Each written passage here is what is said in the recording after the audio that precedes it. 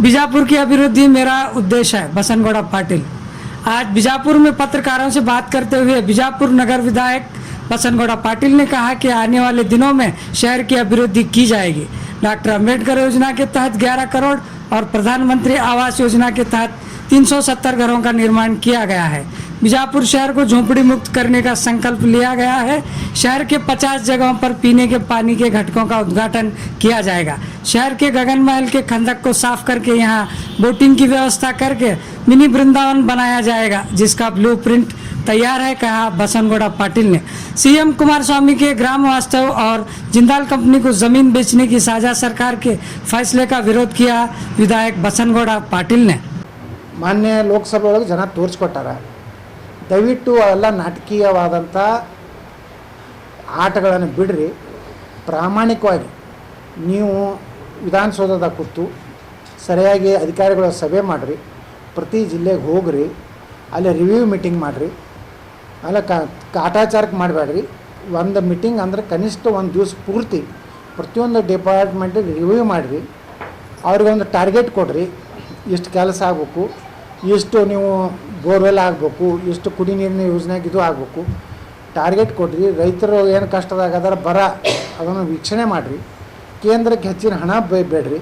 ಬಿಟ್ಟಿದ್ದನ್ನೆಲ್ಲ ಸುಮ್ಮನೆ ಹೋಗಿ ಮಕ್ಕೋದು, ಮುಂಜಾನೆ ಅದೊಂದು ಸ್ಟೇಟ್ಮೆಂಟ್ ಕೊಡೋದು, ಅದು ಯಾವುದೋ ಕುಷ್ಠರೋಗಿ ಮನ್ಯಾಗ ಏನು ರೀ ಯಾವುದು ಏಡ್ಸ್ ಇದ್ರದಿಂದ ಮುಕ್ತ ಆದವ್ರ ಮನ್ಯಾಗ ಹೋದ್ರು, ಇವತ್ತವ್ರು ಮತ್ತೆ ಹಾದಿಗೆ ಬಿದ್ದಾರೆ.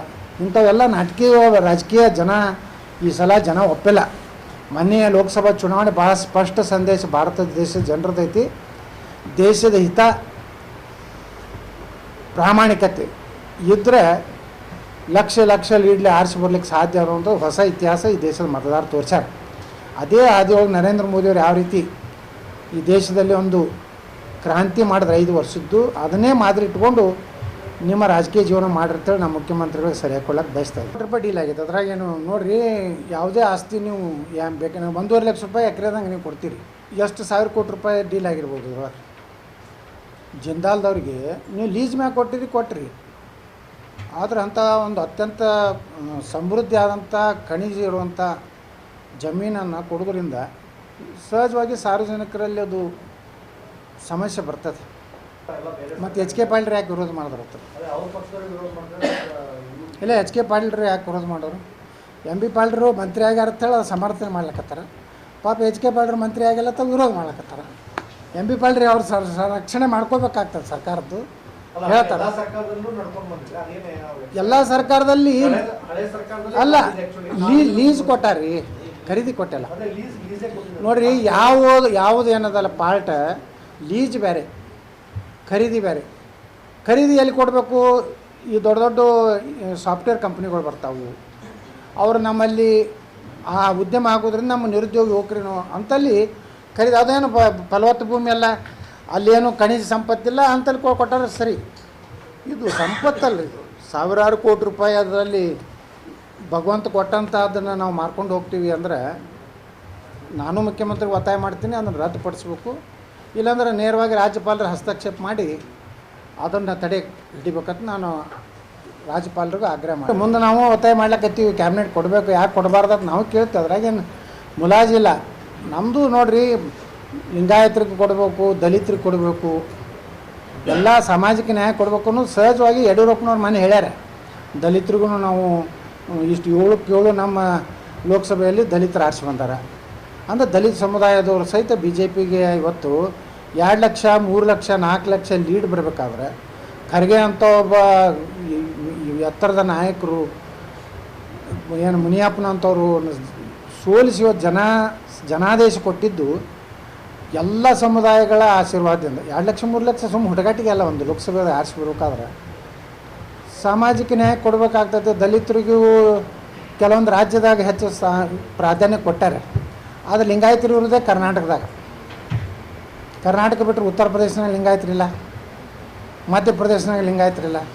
ಅದಕ್ಕೆ ಯಾಕೆ ಅವ್ರಿಗೂ ಕ್ಯಾಬಿನೆಟ್ ಕೊಡಬಾರ್ದು ಅಂತ ನಮ್ಮದು ಪ್ರಧಾನಮಂತ್ರಿಗಳಲ್ಲಿ ವಿನಂತಿ ಐತಿ.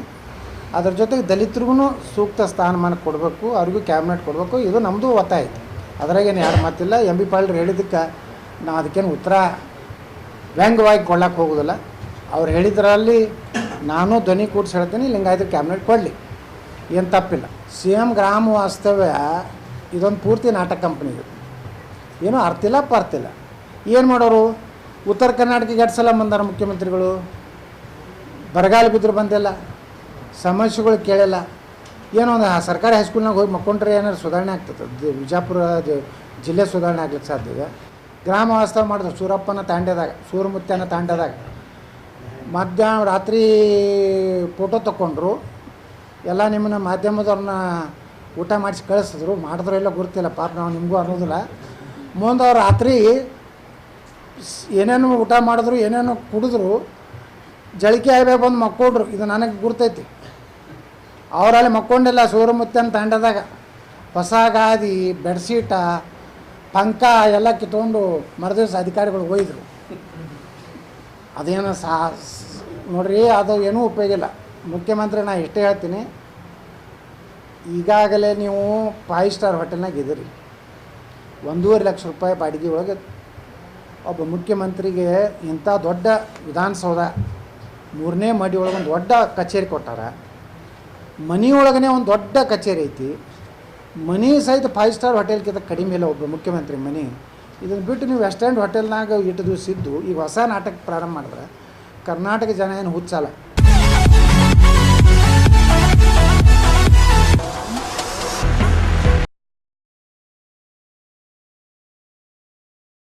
न्यूज नेशन के लेटेस्ट न्यूज़ों को अपने मोबाइल में देखने के लिए यूट्यूब में बी न्यूज नेशन के चैनल के सब्सक्राइब आइकॉन को दबाएं और फिर बेल आइकॉन को दबाने पर आप लेटेस्ट न्यूज़ों को देख सकते हैं।